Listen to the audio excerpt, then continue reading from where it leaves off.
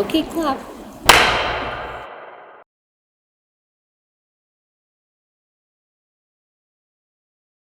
It's been a while. We've seen each other in person. In person, just like Yeah. casually passing. Like I feel like every time you come to the roastery, I'm like leaving the roastery or Yeah. in my Oh yeah, office. Tuesday. Yeah. Yeah, it's been maybe more than a year. Sit down and have talk. Yeah. Yeah. We're allowed to do that now. Yeah, we are allowed to do that. Nice. No mask. Yeah. Still have some distance, but No masks. It's great to see your face, David. yes. So thanks for your time today. Welcome. Yeah, it is our one of our projects under Paradigm Spark. So we made the company called Paradigm Spark. So Paradigm Spark is gonna managing and creating lots of different projects underneath the Paradigm Spark. Mhm. And one of that is roasting parties. Roasting projects are Dave Kim Coffee. That is one of the projects under Paradigm Spark. This inside talk is more like talk and deliver stories behind the coffee scene, and even we are planning to include some professionals in other industry like bartenders and some wine industry people in the future. Nice. Yeah, whatever industry that relate with the flavor, Yeah. we are going to invite those people in inside talk, and we want to hear their insights Yeah. in their own industry and try to kind of spark the idea of what we can learn from other industry people and how we can do improve coffee industry and from barista's point of view. So yeah, that is an inside talk. So you are there as our second guest. Lovely. Yeah. So I want to start from competition stories. Okay. Yeah, because you're the current Canadian National Barista Champion. Yeah. So that was a year and a half ago Yeah. Already. in Victoria. Yeah. So how was it? I'm sure you got this question a number of times before, but I want to start with the Okay. same question. So how was it feeling you in the competition? Yes, I have been asked that question a lot. I think like I feel like the obvious answer is like, oh, it was like super exciting, couldn't believe it, felt really surreal, and those are all kind of like boxed answers that you would expect people to give, but those are honestly like all the feelings that you have in that moment. I think for me, like I always obviously like when you compete for so many years, that's like the goal at the end, that you want to one day get first place. And so Yeah. I think for me it was just kind of like finally that moment where all like the 5 years of competition had just like I finally like reached like the goal that I had set out to do like so many years before. So yeah, and I mean everyone who was in the top like semifinals and finals, like everyone is so amazing, honestly, like anyone's game. So I think it's really hard to like there's always like favorites, like people who have won like many years in a row, or and so you never really know like who's gonna win or how well everyone's gonna do, because everyone is just so great and everything is always like really, really tight. So I really do think that especially this year, like it was really anyone's game who was in the finals, and so to like when they're like counting down the names, like I've had my name called not first, obviously more times than I have had my name called first. So you just kind of expect your name to be like, you know, one of the first ones called. And as they're like counting down everyone's name, I'm like, could this be? And yeah. And it was. And yeah, so very surreal, obviously super exciting. And it's been from like then to now just like crazy, because competition happened and then the world like basically shuts down. And then basically the day after competition. The day after competition, all of a sudden we all realized that COVID was like a serious thing, and that we shouldn't be like sharing coffees and like hugging and all of those things. But yeah, So surreal, still sort of feels surreal, I guess, because it's been so long since it happened, and it just like happened and then nothing for so long. So yeah. Does it is that experience, winning competition experience, change something on your coffee day-to-day work as well? That's a good question. I'm not sure if like winning per se changed like anything like noticeably in my like day-to-day like brewing coffee or like just my work at my job. But I think competition in general has played like more of a role in like how I approach coffee or like the ways I think about coffee or how I make coffee or talk about coffee, more than winning itself, I think. Yeah. Yeah. And you won the national competition. And then after that, you were signed up for the SCA Sustainability course. Yeah. And you finished all 3 courses. Yeah. Yeah. So tell me more about that. Like I heard like briefly here and there. Yeah. But yeah, I want to hear more like deep about what is the program it is. Mm-hmm. Yeah, I searched on SCA website, but with very brief description. Yeah. So I want to hear about what is the sustainability program. Yeah, it actually was so awesome, and it's something that I probably would have like never looked into, but I, through winning the competition, was given the opportunity to take the first and the second courses. And so obviously it's like COVID, there's nothing really happening, and I'm just like, yeah, sure, let's do it, learn something new, like why not? I'm not doing anything else. And immediately after like the first few sessions that we had, I just like really discovered this like new part of coffee that I hadn't really ever focused on before. And we talked a lot about obviously it's sustainability in coffee, but we talked a lot about like different like principles and theories of sustainability, just like in general, more like broad. And then as the courses kind of went on, we like narrowed it down more towards coffee specifically. So we had like really great instructors, and it was actually so fun because it was all on Zoom. So there were people from like all over the world. So it was really interesting because we had people who were like living and working in producing countries, and then we had people who were like living and working in consuming countries. And so just hearing like the different perspectives of like the world of coffee and how like the views of what sustainability is in the different parts of the world was really eye-opening and super interesting. So as soon as I was done the first 2 courses, I knew that I wanted to well, first of all, I didn't want to not finish it because I need to finish the things that I start, but it was just like something that I felt was really important in our industry, especially in this time. And it was just like such a great way to connect with people from all over the world. Like my final, I think we probably had like almost 10 different countries in all of the courses that I took. So it was really cool. Yeah, that's really cool. Any like, specific topic that kind of you were interested in the class, or give you a new thoughts that you?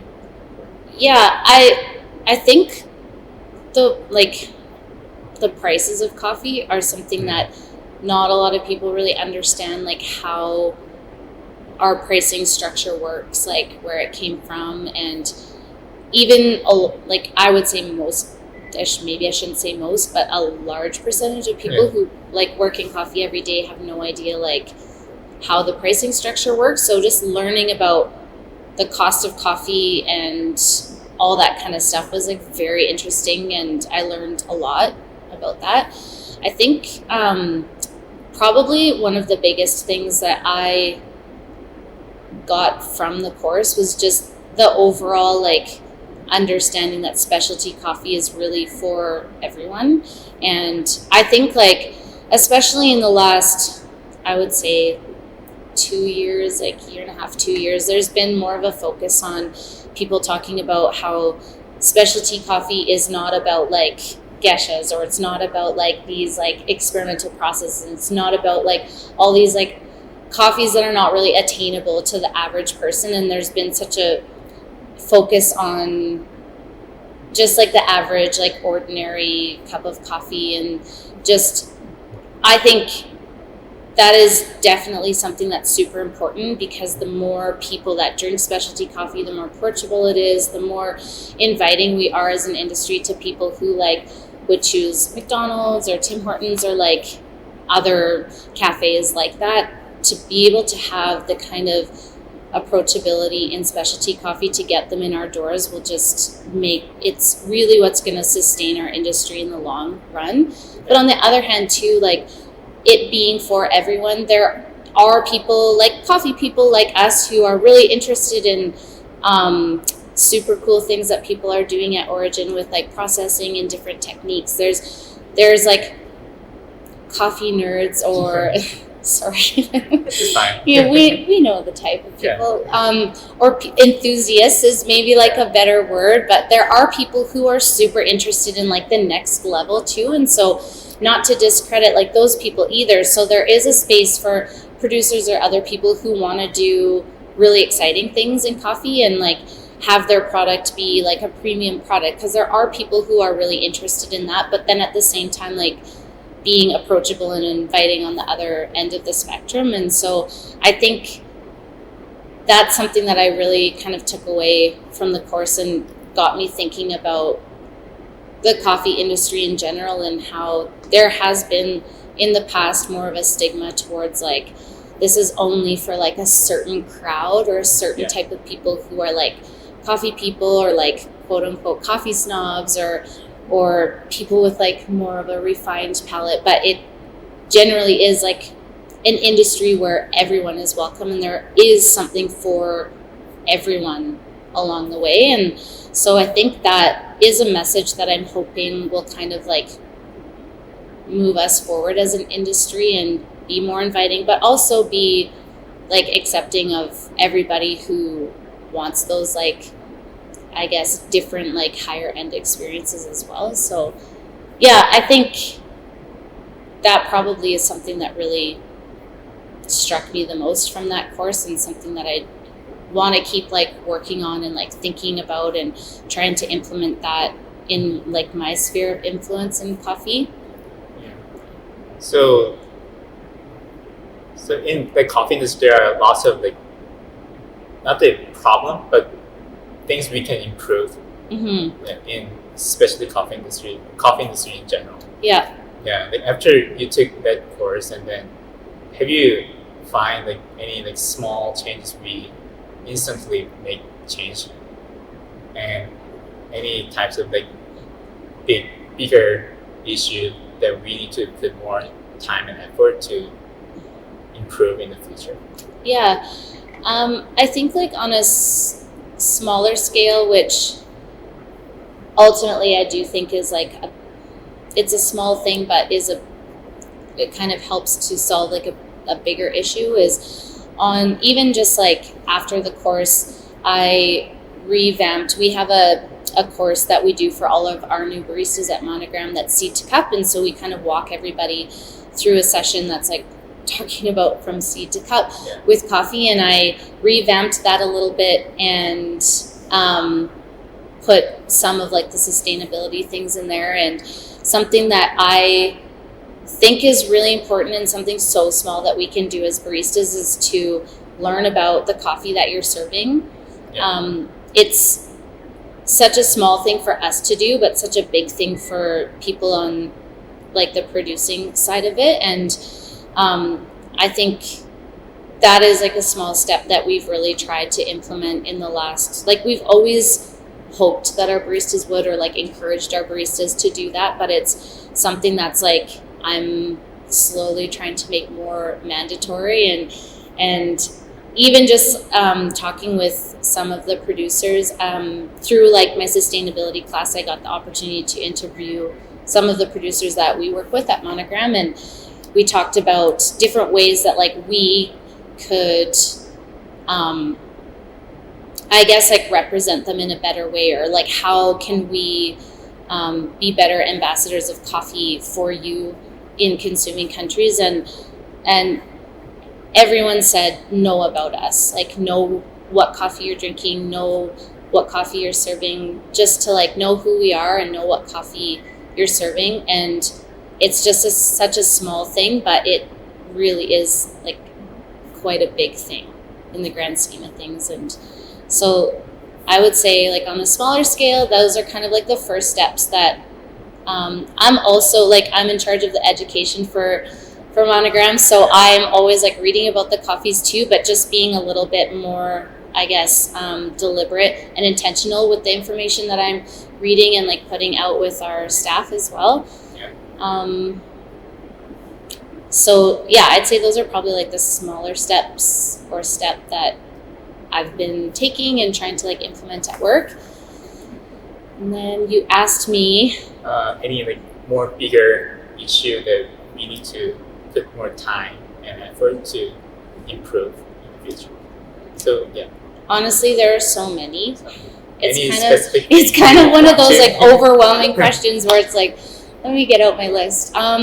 Just to kind of like throw it back to what I was talking about before, I just think like as coffee professionals, like if you serve someone like pour over and it's the most amazing coffee that you've ever served and someone asks you for cream and sugar, like don't roll your eyes. Like just being more inclusive and accepting and making the industry more approachable for everyone, I think is something that we definitely can tackle as baristas and like people serving coffee here. And like I said, the more people that we can get drinking specialty coffee, no matter what that looks like, whether it's like decaf, cream and sugar, maybe like a little bit darker roast, like however that looks, the more people that we can invite into specialty coffee, the longer our industry is going to be sustained. So I think that's like a big thing that we all need to kind of just like get on board with and move forward with that. Yeah, I agree. I think it is very important to increase the market pie of the specialty coffee, and we have more like buying power, and we can grow this industry that people care about the supply chain that can give us more opportunity to tackle down like few more bigger issues. Yeah.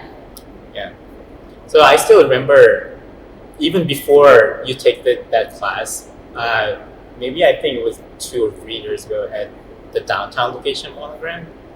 Monogram did the Bolivia coffee arriving that event.